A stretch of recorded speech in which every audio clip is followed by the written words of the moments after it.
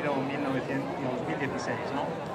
Si le vamos a decir y le vamos a dar la bienvenida al 2016 es porque de alguna manera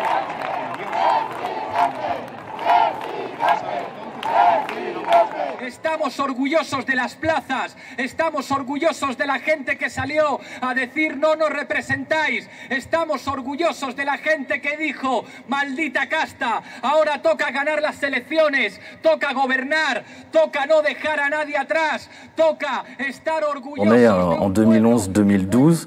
Le point de départ de ce premier film, en fait, c'était les occupations de place en Espagne, ce qu'on appelait le mouvement indigné. Et en fait, on avait fait un premier film là-dessus qui s'appelait No es una crisis, ce n'est pas une crise, et qui interrogeait notamment les politiques d'austérité en Europe et en Espagne en particulier. Et au moment où on a tourné ce film, en fait, il y avait des discussions autour de ce que devait devenir en fait le mouvement indigné. Il y avait des discussions sur les places au sein du mouvement indigné. Et il y avait plusieurs tendances qui s'affrontaient à l'époque. Il y avait ceux qui voulaient jouer vraiment la conquête du pouvoir à l'échelle nationale, monter un parti, conquérir le pouvoir. Il y avait ceux qui se disaient qu'il fallait jouer plutôt l'échelon local, c'est-à-dire essayer de conquérir et de mettre en œuvre un programme au niveau municipal, au niveau des régions. Et puis il y avait une troisième frange qui était plus intéressée par le fait de faire contre-société, c'est-à-dire de tourner le dos à la politique et de construire des sociétés un petit peu alternatives. Et quand on a vu émerger Podemos, qui répondait à la première tentation, hypothèse, idée qui s'était un peu forgée sur les places à l'époque, on a évidemment été curieux d'aller voir comment ça se passait, en quoi ce parti-là nouveau, donc qui est né en 2014, était différent des partis traditionnels qu'on avait pu connaître, puisqu'il y avait une critique assez forte des partis traditionnels au sein du mouvement indigné. Et donc voilà, c'était l'objet, la première intention en faisant ce film. Au départ, en fait, on voulait analyser ces trois filiations, c'est-à-dire suivre des personnages qui incarnaient ces trois mouvements-là. Et puis finalement, on s'est laissé happer par le rythme, l'intensité de la campagne, et on a suivi une section un petit peu militante. Le terme section n'est peut-être pas approprié, on a dit un cercle chez Podemos, un cercle Podemos dans le centre de Madrid, et on a suivi la campagne, les élections générales espagnoles avec eux.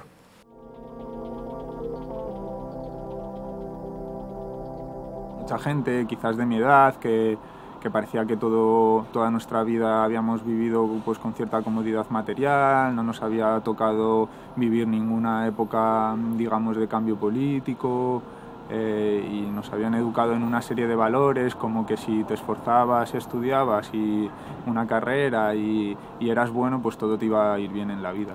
Y precisamente el quebranto de esas expectativas de futuro hicieron, bueno, pues que entre otras cosas que estallara la movilización del 15M.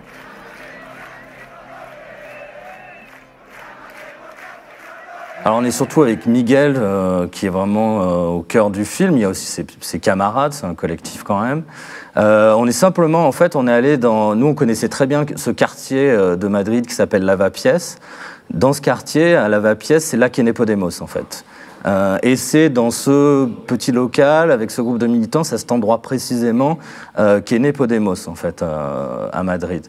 Donc voilà, ça faisait un peu sens pour nous d'aller à l'endroit où est né Podemos. C'est un quartier qu'on connaissait bien, qui se distingue aussi par son activisme, par son activité. Voilà, c'est un vrai épicentre un petit peu dans Madrid.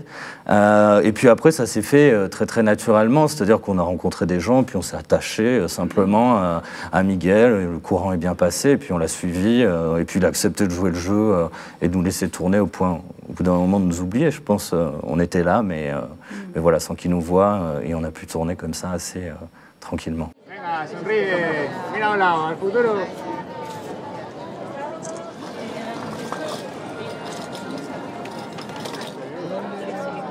Habéis animado. Muchas gracias. Gracias.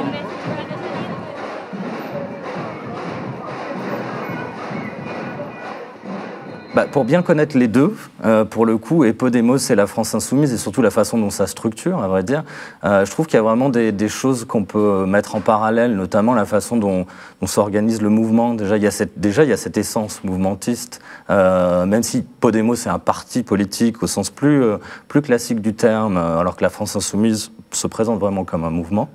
Il y a quand même ce même ADN dans la façon dont on s'organise en cercle, en groupe d'action aujourd'hui à la France Insoumise, avec une organisation très déconcentrée, très peu verticalisée finalement, quoi qu'en disent certains, c'est-à-dire qu'il y a quand même une liberté, et je connais bien les groupes d'action de la France Insoumise aussi, il y a une liberté d'action, d'initiative qui est quand même assez large. On retrouvait ça chez Podemos, on voit bien d'ailleurs dans le film, je pense, que voilà, tous ces jeunes militants, et moins jeunes d'ailleurs, parce que c'est très varié quand même dans sa composition, ils n'ont pas de consigne, ils ne sont pas chapeautés par quelqu'un.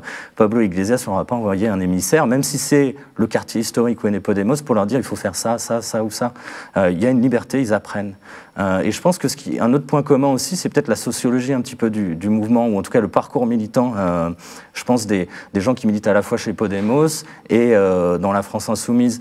C'est-à-dire des gens qui souvent n'avaient pas de parcours militant dans des partis traditionnels et qui reviennent à la politique ou qui viennent pour la première fois et qui trouvent voilà, une sorte de quelque chose qui fait écho à leur désir de liberté, de se retrouver plutôt autour de valeurs, sans être dans une discipline partisane très ferme.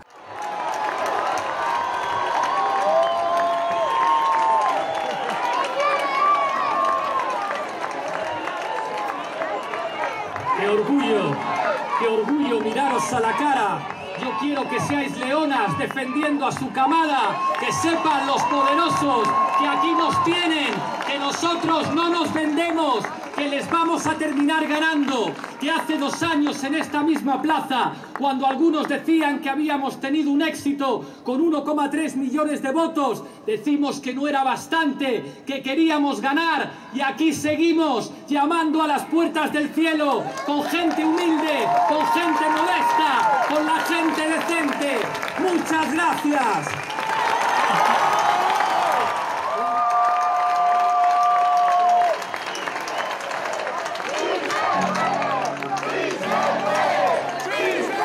Alors Podemos, maintenant, c'est une force d'opposition en Espagne. Ils ont des députés au Parlement espagnol, ils sont 67, si je ne dis pas de bêtises, et ils sont une force d'opposition voilà, importante. Et ils continuent de porter leur discours voilà, anti-austérité, pour la défense du service public, enfin ce qui était au cœur de leur programme pendant la campagne qu'on avait suivie. Alors évidemment, tout ça a été un petit peu occulté par la question catalane, qui a été un petit peu compliquée à gérer pour eux, il faut le dire, puisqu'ils étaient contre, ils n'étaient pas favorables à une indépendance unilatérale de la Catalogne, pas non plus un soutien, et cela va de soi, du gouvernement Rajoy, ni de la politique qui était menée par Rajoy. Ils étaient un peu dans un entre-deux qui était un peu délicat, donc ça a un peu occulté leur action d'opposition. Mais voilà, c'est une force d'opposition et ils essaient d'être des députés activistes. Alors c'est un petit peu un concept à géométrie variable, c'est-à-dire d'être à la fois des députés, des élus du Parlement, mais de continuer, ou en tout cas de préserver un petit peu leur ADN activiste et leur lien avec le terrain, si je puis dire, avec la rue, avec les quartiers.